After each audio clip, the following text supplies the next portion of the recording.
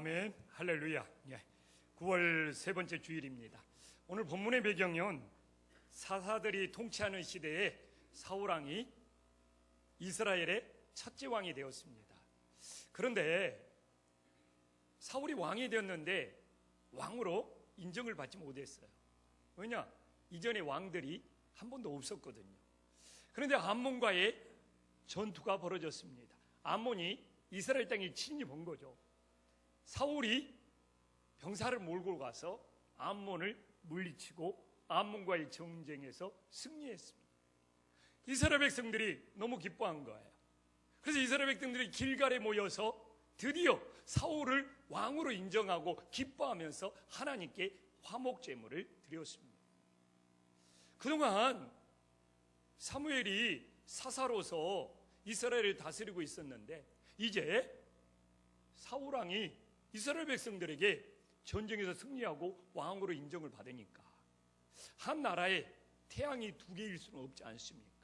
그래서 오늘 본문 이 12장은 사무엘이 이스라엘 백성들에게 자, 너희들이 세운 왕이 이제 생겼으니 나는 은퇴를 하겠다 하면서 은퇴설교, 고별설교를 하는 거예요. 근데 오늘 저는 사무엘의 이 고별설교를 들으면서 참 은혜가 된 것이 3절에 나와 있는 12장 3절에 나와 있는 자기가 하나님 앞에 또 백성들 앞에 청렴했다는 거예요. 백성들 것을 취한 것이 한 번도 없고 뇌물을 받아서 잘못을 행한 일이 한 번도 없다는 그 사무엘의 청렴함이 그의 은퇴설교, 고별설교를 통해서 나타나고 있습니다.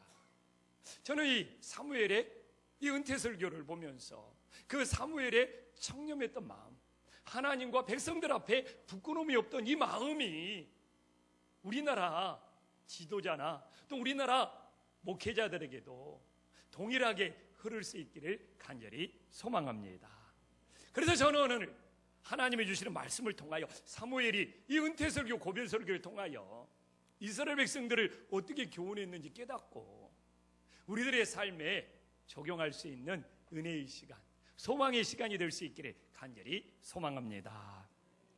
이제 오늘 본문은 사무엘이 은퇴설교를 끝낼 쯤에 19절에 보면 이스라엘 백성들이 사무엘의 은퇴설교를 듣고 마음이 찔렸나 봅니다. 우리가 우리의 모든 죄에 왕을 구하는 악을 더하였다고 그들이 실토를 하고 있어요.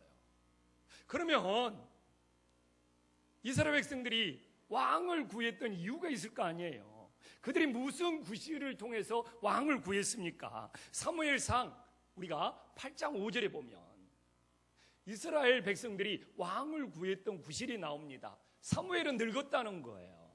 그리고 사무엘의 아들들은 좀 부패했나 봐요. 그래서 자질이 부족하다. 그렇기 때문에 지금 이스라엘에는 왕이 필요하다는 그 구실을 내서 사무엘에게 왕을 구하고 있었던 겁니다.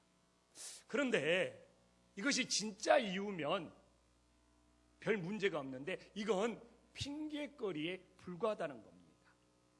왜 핑계거리에 불과하냐? 왕을 구하는 것이 진짜 잘못이었다면 왕정제도를 사무엘이 폐지했어야죠. 그러나 사무엘은 우리가 오늘 성경을 보면 분명히 알지만 왕정제도를 허락을 합니다. 그래서 왕정제도가 진짜 잘못되었으면 허락하면 안 되는 거죠. 폐지해야죠. 그러나 왕정제도를 허락을 해요. 그러면서 단서를 달죠. 20절에 보면 어떤 단서를 달고 있습니까? 너희가 과연 이 모든 악을 행하였으나 여호와를 따르는 데서 돌아서지 말고 오직 너희 마음을 다하여 여호와를 섬기라. 왕정제도를 할지라도 만약 너희들이 하나님만을 섬길 수 있다면 허락을 해주겠다는 겁니다. 그러면 오늘 우리가 왕을 구하는 것보다 더 큰 악이 있다는 걸 찾아내야지만이 오늘 본문을 바르게 이해할 수가 있습니다. 우리는 이 본문을 보면서 좀 헷갈리는 거예요. 왕을 구하는 것이 잘못됐다고 했는데 또 모든 악을 다하였다고 했는데 사무엘이 왕정제도를 허락하고 여호와만을 섬기면 괜찮다고 하니까 이게 헷갈리는 거예요. 도대체 뭐가 잘못이냐? 그렇기 때문에 오늘 우리가 이 본문을 보면서 진짜 악이 뭐냐를 찾지 못하면 하나님의 말씀을 두루뭉실 봐버리고 우리들의 삶에 적용할 것이 없는 거예요. 우리는 찾아야 돼요. 진짜 왕을 구하는 것보다 더 큰 악은 무엇이었는지. 오늘 20절에도 봐보십시오. 왕만 구하는 것이 악이 아니에요. 모든 악이라고 그러지 않습니까? 모든 악. 이게 왕을 구하는 악도 있었는데 그 모든 악 속에 왕을 구하는 것보다 더 잘못된 악이 있었다는 겁니다. 그거 찾지 못하면요, 우리가 이 본문을 읽어도 왕을 구하는 것이 악이다고 하는데 또 왕을 구하는 것을 허락을 해주고 도대체 하나님의 뜻이 뭐냐? 두루뭉실 넘어가 버리는 거예요. 도대체 뭘까요? 왕을 구하는 것보다 더 큰 죄는 무엇일까요?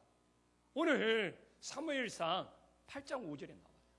개역 개정판에는 모든 나라와 같이, 개역 성경에는 열방과 같이 이렇게 나와 있습니다. 이것이 왕을 구하는 것보다 지금 더 큰 죄악이라는 것입니다. 모든 나라와 같이는 뭐냐?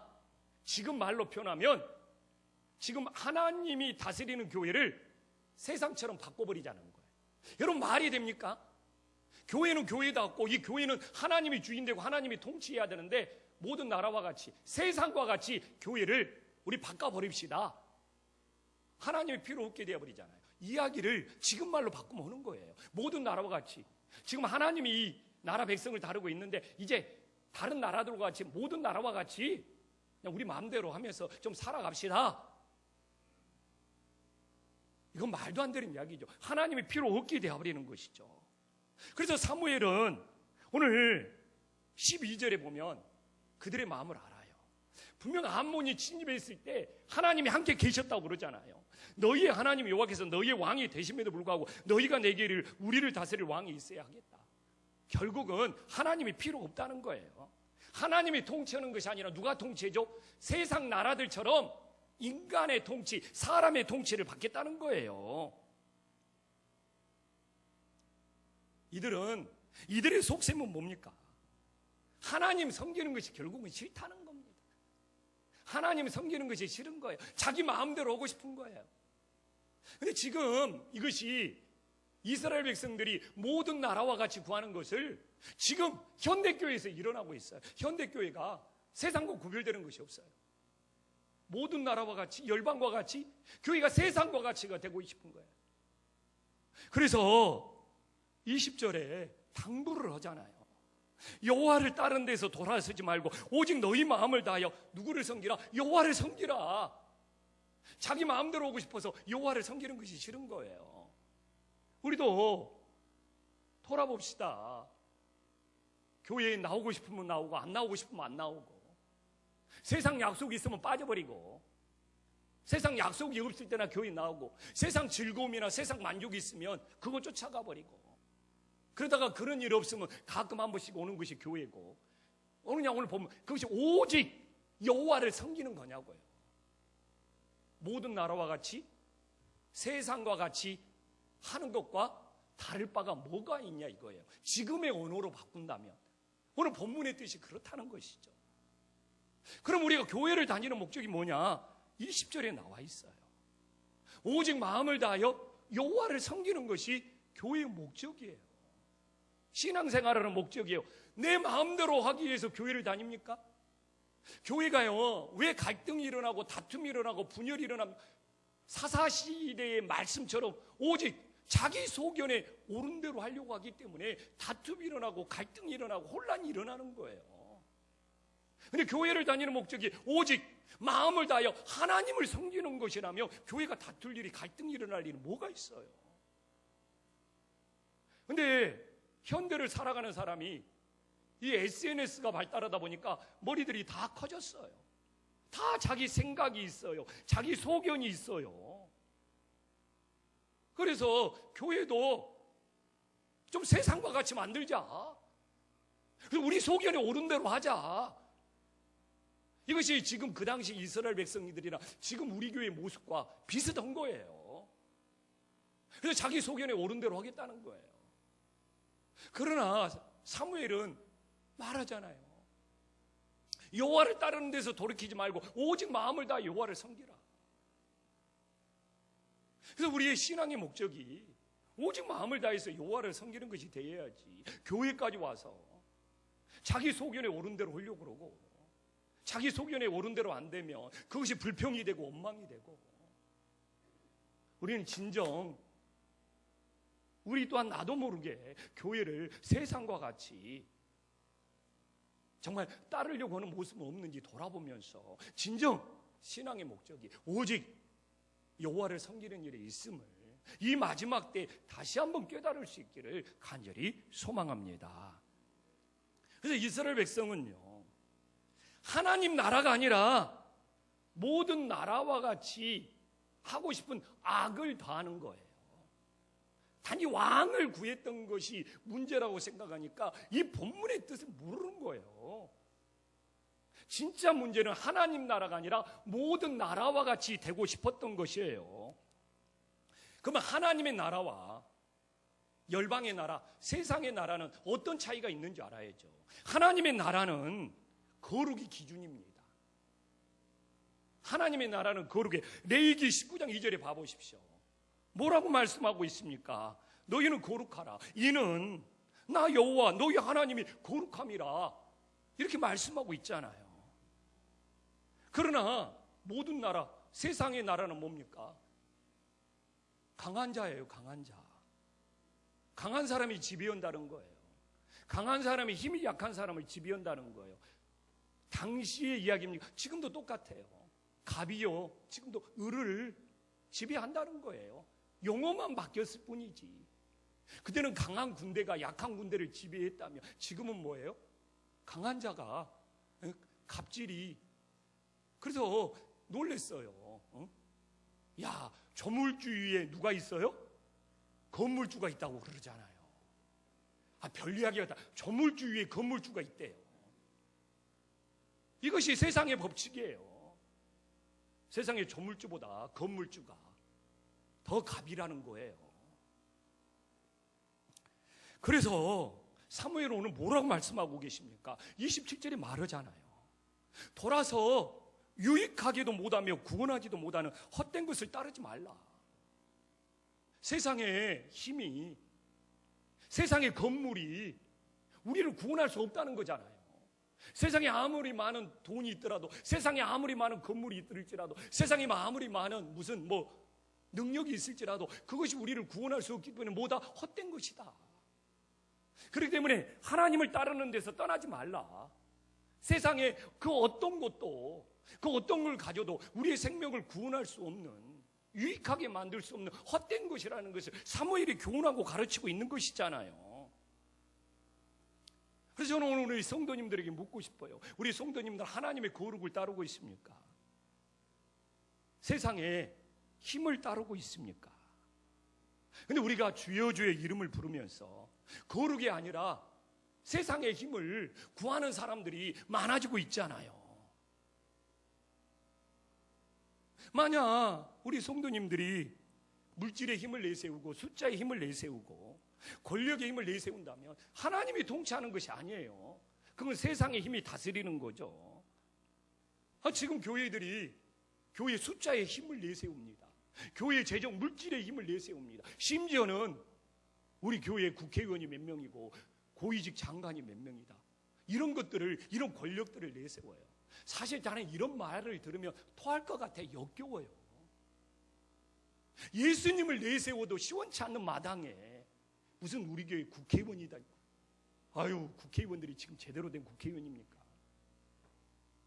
근데 우리 교회 국회의원이 몇 명 있고 뭐 장관들이 몇 명 나오고 막 이런 것들을 자랑해요. 누가 언제 그런 거 자랑이라고?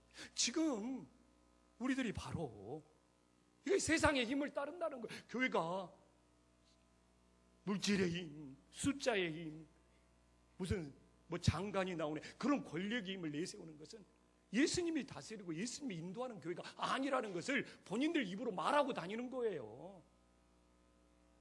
교회는 오직 예수님만 내세워야죠. 저는 그런 말 들으면 역겨워요. 진짜 토할 것 같다니까요. 너무 수준들이 유치해서. 우리가 진짜 성도라면 세상의 힘이 아니에요. 세상의 물질이 아니에요. 세상의 권력이 아니에요. 하나님의 거룩을 따라야지. 내가 하나님 앞에 얼마나 거룩하냐, 이것이 중요한 거죠. 본인이 하나님 앞에 얼마나 거룩한지 모르고 교회 숫자 내세우고 교회 물질 내세우니까 목사들이 타락해 가는 거예요. 이 마지막 때에는 세상의 힘이 아니라 하나님 앞에 거룩을 지켜야지. 그런 음란이나 그런 세상 유혹에서 벗어날 수 있는 것이죠. 우리 김포 한심교회는 세상의 어떤 힘이 아니라 하나님의 거룩을 지켜갈 수 있는 믿음의 자녀들이 될 수 있기를 간절히 소망합니다. 오늘 사무엘은 하나님의 거룩을 지키기 위해서 어떻게 하라고 합니까? 오늘 23절에 나오잖아요. 하나님의 거룩을 지키기 위해서는 나는 너희를 위하여 기도하기를 쉬는 죄를 여호와 앞에 결단코 범하지 아니한다. 이것이 하나님의 이 마지막 때의 거룩을 지킬 수 있는 방법이에요. 기도 외에는 우리들이 하나님의 거룩을 지킬 수 있는 방법이 없는 거예요. 기도하기를 쉬는 죄를 범하지 않는다는 거에는 세 가지 뜻이 있는 것이죠. 제일 먼저 하나는 뭡니까? 기도 자체가 거룩한 삶이에요. 기도하는 시간이 거룩해지는 시간이에요. 그래서 기도하기를 쉬지 않는다는 것은 거룩한 삶을 쉬지 않는다는 것. 기도 자체가 이미 거룩의 시간을 보내고 있는 것입니다.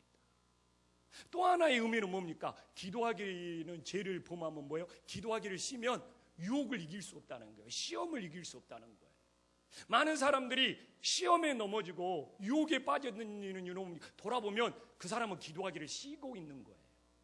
가끔 저한테 질문합니다. 목사님, 왜 나는 이렇게 시험에 약하죠? 나는 왜 유혹에 쉽게 넘어가죠? 그 안으로 들어가서 보면 기도하기를 쉬고 있는 거예요. 그래서 사람 똑같아요. 오늘도 신앙생활하면서 기도를 않고 신앙생활하는 사람은 사람 말 한마디에도 상처받고 시험 들어버려요. 물론 상처받게 말한 사람도 잘못이 있지만 본인이 기도하기를 쉬고 있기 때문에 그냥 지나갈 수 있는 말도 상처가 되고 시험이 되어버리는 거예요. 충분히 이겨낼 수 있는 유혹도 기도의 삶을 살지 않다 보니까 그 유혹에 끌려들고 그 유혹에 빠져가면서 그것이 죄의 유혹인지도 모르고 살아가 버리는 거예요. 그래서 여기서 기도하기를 쉬는 죄를 범하지 않는다는 것은 기도하기를 쉬면은 시험과 유혹이 찾아와서 죄를 범한다는 의미도 있는 거예요. 아멘. 그래서 오늘 교회에 와서 문 열어다가 시험 들고 또 교회 밖으로 나가서 유혹을 당하면 혹시 내가 요새 기도하기를 쉬고 있지 않는가? 우리 자신을 돌아보는 것도 거룩에 이르는 중요한 일이 됨을 깨달으시기를 간절히 축원합니다. 또 하나 있잖아요. 먼저 기도해라는 것이죠. 기도하고 사역이라고 하잖아요. 오늘 23절에 보면 사무엘이 선하고 의로운 길을 가르치는 것이 사무엘의 사역입니다. 근데 먼저 사무엘은 기도하기를 쉬는 죄를 범하지 하면서 하나님의 사역을 하겠다는 것이잖아요. 근데 우리는 어떻게 합니까? 하나님의 사역, 하나님의 일을 하는데 기도에 쉬고 있어. 그러니까 뭐 가르치고 뭐 선한 것을 그래도 하나님의 역사가 일어나지가 않는 거예요. 제 이야기예요.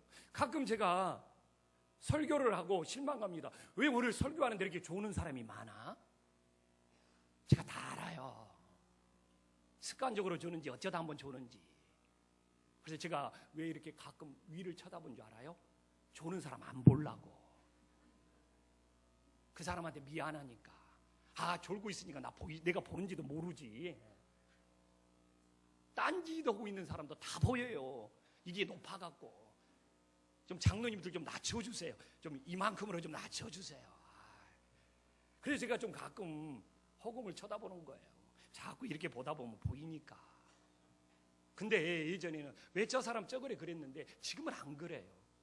아, 내가 금주에 기도하는 것이 부족했나 보다.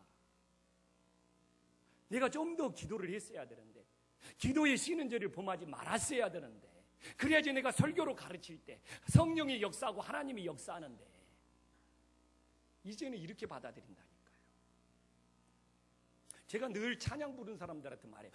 우리 찬양 부를 때 은혜 받았어? 이런 거 물어보지 말라고. 본인들이 기도로 열심히 준비했으면 성령님이 은혜 받게 오는 거고, 사람들이 아무리 듣기 좋았을지라도 기도하지 않고 기도에 쉬면서 부른 찬양이라면 그건 찬양이 아니고 노래인 거예요. 죄송스럽지만 내가 교사 선생님들한테도 그러지, 학생들 너무 교육학생들 잡지 말라고. 내가 교사로서 그 학생들을 위해서 한 주 동안 얼마나 기도했는지를 돌아본 다음에 내가 가르치는 교육학교 학생들이 뭐 어떻게 신앙이 자랐는지 달라졌는지 생각해보지, 본인은 완전히 기도에 쉬는 죄를 범하면서 그냥 그 주에 와서 가르쳤다고 애들이 달라지나요? 그런 일 안 일어납니다. 하나님의 역사는. 오늘 사무엘이 우리와 같은 사람이에요. 대단한 위대한 선지자예요. 그런 선지자도 오늘 선하고 의로운 일을 가르치긴다는 말을 하기 전에 뭐라고 합니까? 하나님 앞에 결단코 기도하기를 쉬는 죄를 범하지 않는다고 말한 다음에 선하고 의로운 길을 가르친다고 하나님의 사역을 하겠다는 거잖아요. 이것이 세상과 같지가 않고 하나님의 뜻을 따르는 것이죠. 그래서 우리는 거룩이 기도 없이는 될 수가 없는 겁니다. 기도하는 시간 자체가 거룩의 시간이고, 기도를 쉬면 시험과 유혹이 찾아오고, 기도하지 않고 하나님의 사역하는 것, 하나님의 영광이 나타나지 않는다는 이 귀한 진리를 가슴에 새길 수 있기를 간절히 소망합니다. 또한 오늘 하나님의 말씀을 묵상하면 오직 우리가 하나님을 섬겨야 되잖아요. 근데 오직 우리가 하나님을 섬기는 것이 잘 안 돼요. 왜 그럴까요? 사무엘 오늘 24절에서 우리들에게 그걸 이야기를 해주고 있어요. 자, 한 목소리 함께 읽어보겠습니다. 시작. 너희는 여호와께서 너희를 위하여 행하신 그 큰 일을 생각하여 오직 그를 경외하며 너희 마음을 다하여 진실히. 오직 하나님을 섬기기 위해서는 어떻게 해야 된다는 거예요? 하나님이 우리를 향하여 행하신 그 큰 일을 생각해야 된다는 것이죠. 하나님이 나를 위해서 무슨 큰 일을 하셨지? 이걸 알아야지만이 오직 마음을 다하여 하나님을 섬길 수 있게 된다는 것이죠. 왜 우리가 세상과 같이 되어버립니까? 그냥 세상 일 있으면 그냥 세상 일에 왜 끌려가 버립니까? 하나님 찾지 않고 하나님이 나를 위해서 얼마나 큰 일을 행하신지를 모르기 때문에 이러는 거예요. 우리가 오늘도 왜 예배에 집중하지 못합니까? 왜 마음을 다해 하나님의 말씀을 듣지 못합니까? 하나님이 나를 위하여 얼마나 큰 일을 행하시는지를 모르기 때문에 그러는 거예요. 그래서 하나님을 섬겨라, 뭐해라, 안 돼요. 오직 하나님이 나를 위해서 어떤 큰 일을 행하신지를 모르기 때문에 우리가 오직 마음을 다해 하나님을 섬기기 위해서는 하나님이 나를 위해서 어떤 큰 일을 행하셨는가, 이것이 내 가슴에 인이 박혀야 되는 것이죠. 혹시 여러분들 하나님이 나를 위해서 큰 일을 행하시는 것이 내가 엄청난 뭔가를 소유한 것입니까? 내가 엄청난 기적을 체험한 것입니까? 아니에요. 오늘 본문에서 찾으십시오. 여러분들이 성경 말씀을 묵상해도 성경을 읽어도 전혀 감동이 없는 것이, 오늘 말씀을 보면 그래, 나는 하나님이 나를 위하여 행하신 가장 큰 일이 무엇인가, 이걸 씻고 또 씹으면서 묵상하면서 깨달아야지만이 말씀이 나를 움직이게 되는 거예요. 그럴 때 우리는 오직 마음을 다해 하나님을 섬기게 되는 거예요. 이렇게 읽지 않는 성경은 또 다른 성경 나 몇 번 읽었네, 또 다른 자기 자랑이 될 수 있는 거예요. 근데 그 답을 어디서 찾냐고? 오늘 성경 속에 우리가 읽는 본문 속에 나와 있어요. 22절에 나와 있잖아요. 여호와께서 너희를 자기 백성 삼으신 것이 가장 위대한 일인 거예요. 홍해를 가르는 기적이 가장 위대한 일이 아니라, 하늘에서 만나가 내려오는 것이 가장 위대한 일이 아니라, 하나님이 이스라엘 백성들을 자기 백성 삼으신 것이 가장 우리를 위하여 행하신 위대한 일이 되는 거예요. 지금의 말로 오면 어떤 일이 가장 위대한 일이냐?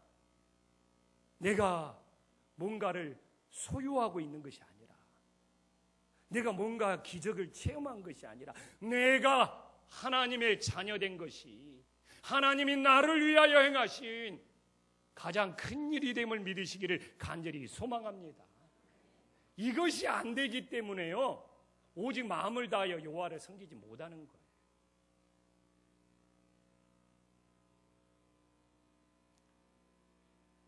요새는 단편 소설 같은 경우는 인터넷 들어가서 전자책으로 읽을 수가 있더라고요. 근데 장편은 못 읽겠더라고요. 눈이 아파서. 그냥 저는 한평생 마음은 그냥 아날로그 종이로 된 책을 읽겠다 했는데, 지금은 그냥 때로는 간편하게 짧은 것은 인터넷 전자책을 이용하기도 합니다. 근데 아주 짧은 내용이에요. 러시아의 단편 소설 외투를 보면 한 명의 말단 관리가 나옵니다. 우리나라로 표현하면 구급 공무원인데 한평생 승진도 못하면서 박봉에 너무너무 어렵게 살아요. 근데 러시아가 춥지 않습니까? 그는 혹독한 추위에 겨우 외투 한 벌을 입으면서 견뎠어요. 근데 그 외투가 너무너무 낡고 초라해서 더 이상 수선을 내야 수선할 수가 없게 되었습니다. 그래서 그의 한평생 소원은 뭐냐? 번듯한 정말 멋진 외투 한번 입어보는 거였습니다. 그럼 고급 외투를 입어보고 싶어서 먹을 거 안 먹고 입을 거 안 입으면서 어렵사리 모아가지고 드디어 도저히 낡은 외투를 더 이상 수선하여 입을 수 없을 때 번듯한, 그래도 아주 좋은 건 아니지만 그래도 중간 이상의 번듯한 외투를 하나 구입할 수 있었습니다. 러시아는 좀 이렇게 파티가 많아요. 그동안 외투가 낡아서 파티를 참석하지 못했는데 새로 산 그 외투의 그 기쁨에 취해서 그날 밤 그 새로 산 외투를 입고 파티에 참석을 했습니다. 너무 즐거운 시간을 보냈어요. 사람이 달라 보인다. 폼생 폼사다. 입으니까 때깔이 다르다. 별 이야기를 다 들었겠죠. 근데 돌아오다가 강도를 만나서 그 외투를 빼앗겨 버렸습니다. 근데 러시아에서는 그 추운 날에 이거 흔한 일이에요. 당시에는. 근데 경찰서를 찾아갔습니다. 외투를 찾아달라고. 근데 우리 장로님이 코트 잊어버렸는데 경찰서 찾아가서 코트 찾았어요. 그러면 경찰이 나서서 찾아줘요? 똑같은 거예요. 경찰들이 그냥 웃고 넘어가 버렸어요. 흔한 일이고 외투 한 벌이 대단한 것도 아니니까. 근데 그 말단 공무원에게는 외투 하나가 인생의 전부였어요. 그래서 경찰의 그 콧방귀를 당하면서 집에 돌아와서 절망하고 씨름씨름 앓다가 진짜 열병으로 죽었습니다. 저는 그 단편소설 외투를 보면서 그 사람의 인생의 가치는 외투 한 벌을 소유하는 거였어요. 저는 그런 생각을 했습니다. 그 공무원이 인생의 가치가 소유가 아니라 존재였다면, 그래서 그의 인생은 좀 더 행복하지 않았을까? 오늘도 우리 말씀을 묵상하면서 우리가 하나님 앞에 어떤 것을 소유했느냐가 아니고 하나님 앞에서 내가 어떤 존재이냐를 깨달을 때 우리들이 구원에 이룰 수 있는 거 아닙니까? 그러나 세상은 너가 어떤 존재냐보다도 너가 어떤 소유를 지니고 있느냐로 세상 풍조는 끊임없이 가치를 평가하려고 합니다. 그래서 심지어 세상 사람들은 내가 이렇게 큰 집에서, 내가 이렇게 큰 자동차로, 내가 이렇게 큰 건물로, 이런 자기가 소유한 것으로 자기를 과시하려고 합니다. 그리고 명품을 사는 이유가 좋아서 사는 것보다 남들은 살 수 없는데 나는 살 수 있다는 그 재력을 과시하기 위해서 고가를 더 구입하는 경우가 많다는 겁니다. 그들의 인생은 뭐에 있어요? 소유에 있는 것이죠. 저는 예수님이 광야에서 시험 받는 것은 소유와 존재의 싸움이었습니다. 예수님은 세례받을 때 하나님의 사랑받는 아들이라는 그 존재, 나는 주님께 사랑받는 아들이라는 존재로 자기를 세웠습니다. 마귀는 유혹하죠. 돌을 떡으로 만들어 물질을 소유해라는 것이죠. 하나님의 사랑받는 아들이라는 존재로 물질의 소유를 물리쳤어요. 야, 성전에서 떨어져. 천사들이 받으면 너 인기 짱이 될 거야. 세상에서 너 이름을 날릴 거야. 네 명예가, 인기를 소유해라는 것은 하나님의 사랑받는 존재이면 되지. 그 소유를 물리칩니다. 야, 너 나한테 절만해. 세상 권력 다 줄 거야. 권력이란 소유를 물리칩니다. 하나님의 존재가 더 중요하기 때문에. 우리는 어느 곳에 가치를 두고 살아가고 있습니까? 세상과 같이 되지 마십시오. 교회가 이미 세상과 같이 되었어요. 저 같은 목사를 평가할 때도 어떻게 평가하는지 압니까? 얼마나 교회 큰 건물을 소유했느냐. 제 말이 틀려요? 얼마나 성도 숫자를 많이 소유했느냐. 우리 지휘자님 어떻게 평가받죠? 얼마나 많은 성가대원을 지휘하느냐. 아, 나는 어느 교회 갔는데 50명 100명 응? 이걸 내가 또 거기에 오케스트라까지 이렇게 지휘하고 있어. 그건 소유예요. 우리 지휘자님 오늘 성공 너무 잘했어요. 네. 우리는 소중한 존재예요. 이런 소유의 개념으로 보면 우리는 초라해지고 우리는 박탈감을 당하는 거예요. 아니, 심지어 목사까지도 얼마나 큰 교회를 소유했느냐, 얼마나 큰 숫자를 소유했느냐, 얼마나 많은 재정을 소유했느냐, 이걸로 그 목사가 능력이 있는지 없는지 이걸 평가하고 남들이 몰라지면 목사 스스로 과시하는 이런 세상에 살고 있는데 성도님들은 오죽하겠습니까? 남편도 소유예요. 내 남편이 얼마 연봉짜리다. 아줌마들 이야기하면 그러잖아요. 내 남편은 자녀들도 소유예요. 내 자녀들은 이런 스펙을 지녔다. 제 말이 틀립니까?